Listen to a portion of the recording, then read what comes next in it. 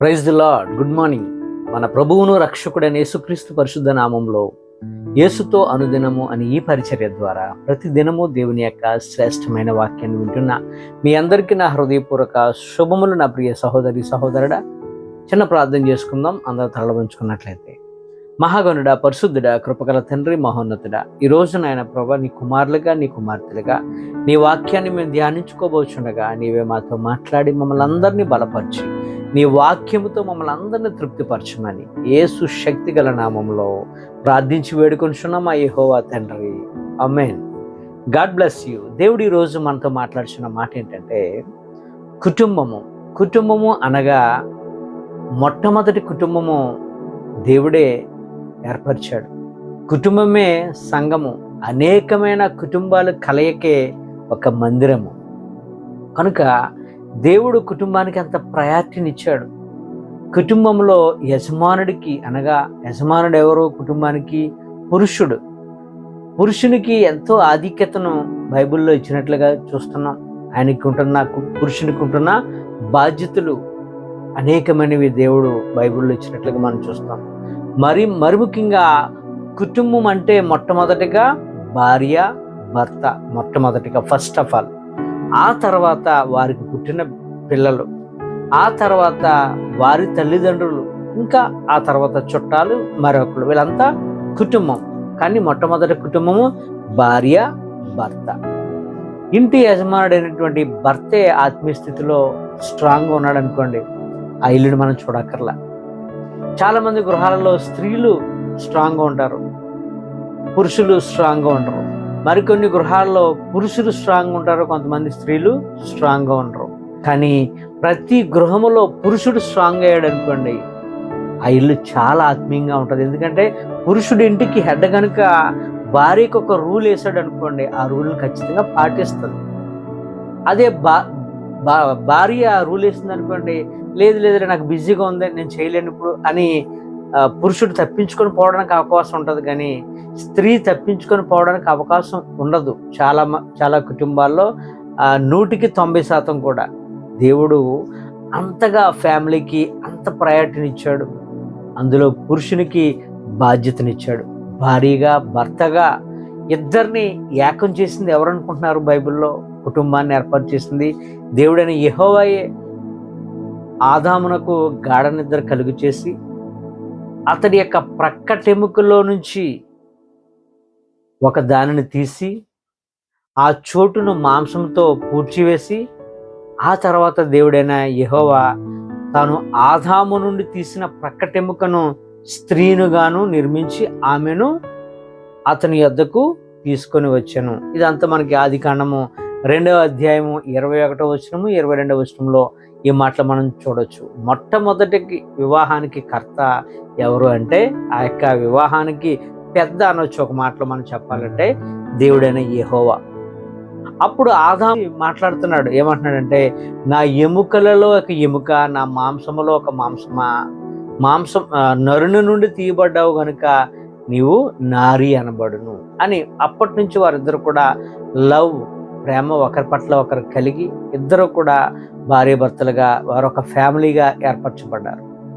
మరి మన సంఘాలలో చూసినట్లయితే పురుషుల కన్నా ప్రజెంట్ ఇప్పుడు చాలా సంఘాలలో ఎలా ఉన్నారంటే స్త్రీలే ఎక్కువగా కనబడతారు. ప్రతి ప్రార్థనకు స్త్రీలే ఉంటారు తప్ప పురుషులు ఉంటారు. కానీ బైబిల్ నుంచి మనం చూసినట్లయితే పురుషుని బట్టే స్త్రీకి విలువ ఇచ్చినట్లుగా మనం చూస్తున్నాం. నిజానికి ఆదాము లేడనుకోండి, అవ్వమ్మ ఎక్కడుంది? లేదు కదా. అలాగే నోవాహును తీసుకోండి, నోవాహును బట్టి అతని భార్య, అతని పిల్లలు. అలాగే అబ్రహామును తీసుకోండి, అబ్రహామును బట్టి అబ్రహాము యొక్క పిల్లలు. అలాగే యాకోబును బట్టి యాకోబు యొక్క భార్య, యాకోబు యొక్క బిడ్డలు, యాకోబు భార్యలు. ఇలాగా పురుషుని నుంచే కౌంటు మనకి కనబడుతుంటుంది. ఇది అంతా కూడా మనకి మత్తయి సువార్తలో యేసుప్రభు వారు ప్రసంగం చేస్తున్నప్పుడు, ప్రసంగం చేసే సమయంలో అనేకులు వచ్చి ఆయన యొక్క మాటలు వింటూ ఉన్నారు. అనేకులు మార్చబడుతున్నారు. ఇంకా చాలా టైము అయిపోయింది, ఇంకా ప్రొద్దు కునికే టైం అయిపోయింది. ప్రభు అనుకున్నాడు ఆయన హృదయంలో, వీళ్ళందరూ ఆత్మీయ ఆహారాన్ని అయితే తీసుకున్నారు, కానీ వారందరూ అలసిపోయి ఉన్నారు, వారికి శారీరక ఆహారాన్ని పెడదామని దగ్గర ఆహారం లేదు. ఒక అబ్బాయి దగ్గర 5 రొట్టెలు 2 చిన్న చేపలు ఉన్నాయి. అవి తీసుకొచ్చి ఎప్పుడైనా యేసయ్య ఆశీర్వదించి మరి విరిచి వారికి పెట్టగా ఎంతమంది తిన్నారట? 5,000 మంది తిన్నారట. ఈ 5,000 మందిలో స్త్రీలు కౌంట్ లేదు, అక్కడ ఉన్న చిన్న పిల్లల కౌంట్ లేదు.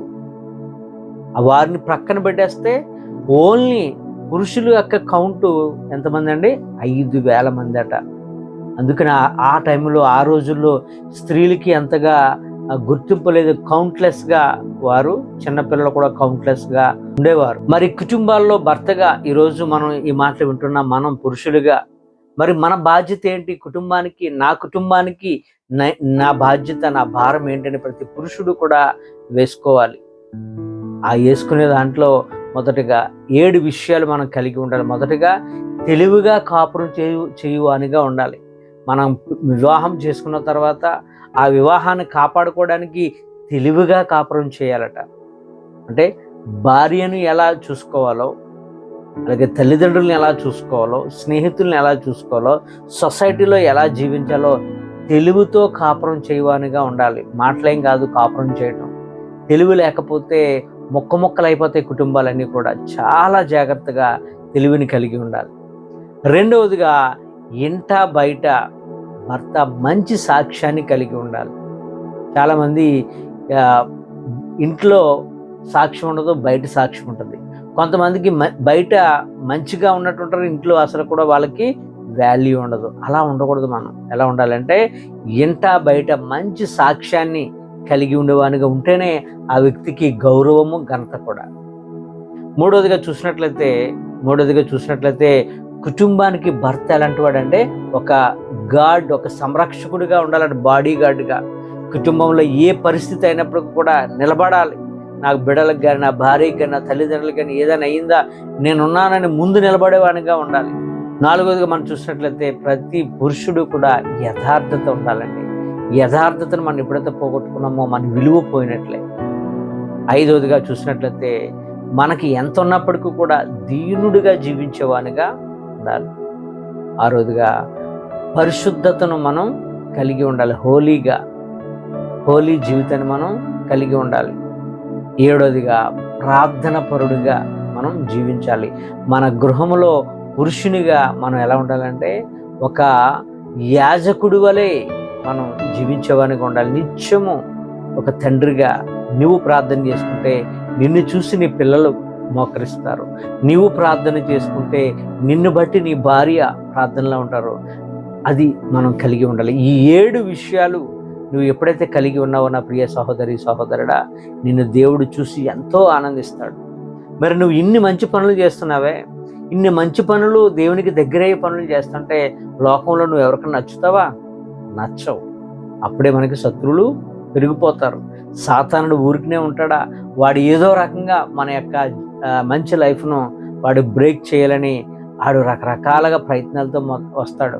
మొట్టమొదటిగా వాడు సమాధానం లేకుండా చేస్తాడు. మనకి కుటుంబంలో ఏవేవో గొడవలు పెట్టేస్తాడు.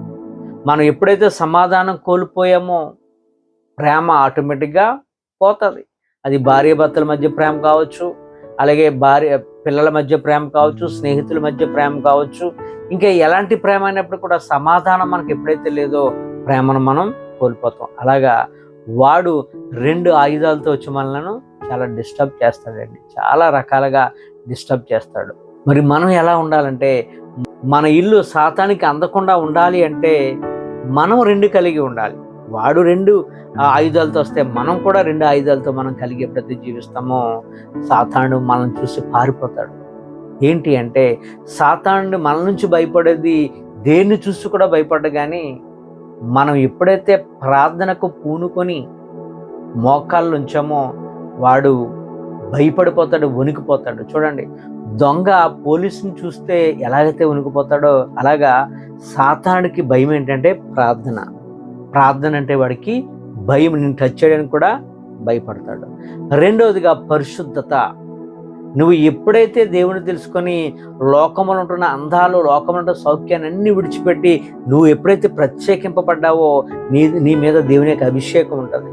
అభిషేకం ఉన్న వ్యక్తుల మీద వాడు వాళ్ళని టచ్ చేయడానికి కూడా భయపడతాడు. ఎందుకంటే కనుక ఈ రెండు మనం ఎప్పుడైతే కలిగి ఉన్నామో నా ప్రియ సహోదరి సహోదరుడా, సాతాను మనల్ని కానీ మన కుటుంబాన్ని కానీ మన బిడ్డలను కానీ ఎంటైర్ మన ఫ్యామిలీని కూడా వాడు ఏమీ చేయలేడు. మనం చూడడానికే భయపడతాడు.